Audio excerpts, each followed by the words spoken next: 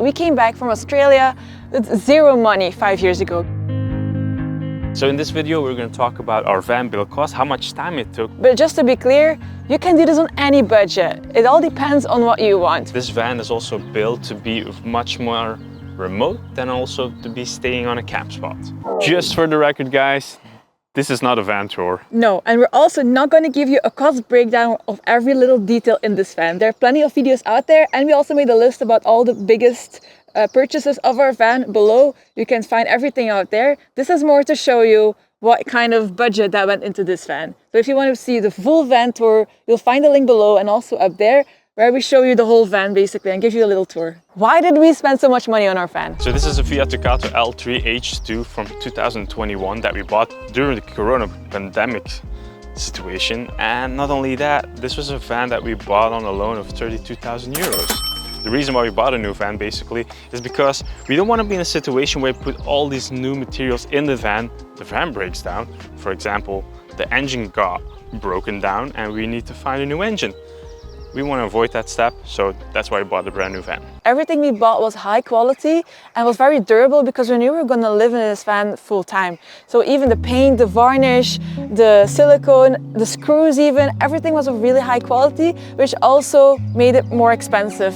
So the reason why this van is so expensive is because we want to be as much as possible off-grid. That meant that we had to invest heavily in specific parts in our van to be much more sustainable in the long term.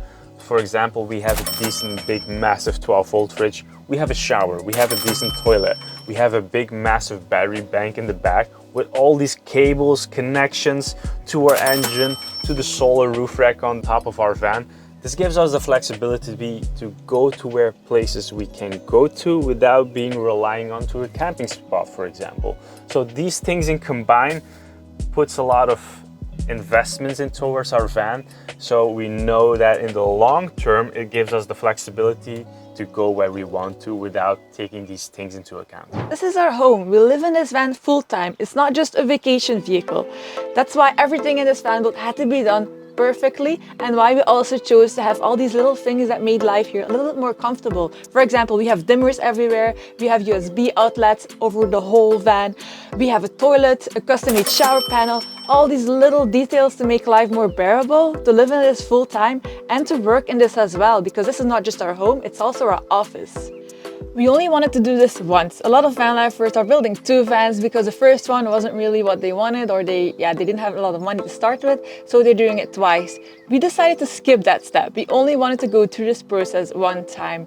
That's why we also took 2 years to build this van, because in those 2 years we did so much research, we found out so many things that needed to be in this van that we knew that if we were going to do it once, it was going to be done right. And we are feeling that we've done a really good job with it and don't have to do it twice. So this van is also built with the idea to be in all seasons. So that meant we have high insulation spray foam in our van with a closed cell foam structure. Not only that, but we have a decent diesel heater that we can rely on in moments where they are really cold outside. We've been sleeping in some parts that are minus 12 Celsius degrees. So we also built this van with the idea to be as stealthy as possible in each region where we're traveling. That meant that we also had to go for a custom-made roof rack on our van on top of it.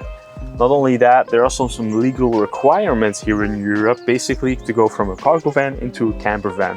These legal requirements was also a pain in the butt because you have to pay a lot of transformation papers, administration fees to go into that hassle. But basically it gives us a comfort, also what we need, and it can be insurance also as a camper and then as a cargo van, because there can be some legal implication in that situation. And that meant, for example, the windows that we've got in here, the max fan that has been installed, the 2 swivel seats on here, we weren't really allowed to do this ourselves. This had to be done by a certified company that is allowed to do those installments all by themselves, and we had to pay for that quite a lot, which is really sad actually, because we could have done this thing all by ourselves.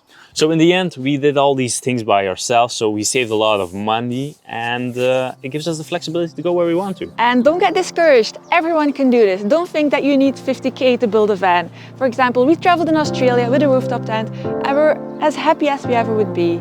So you don't need a lot to live this life and to be happy. Yeah, so everything is possible. See you in the next time, guys. Bye.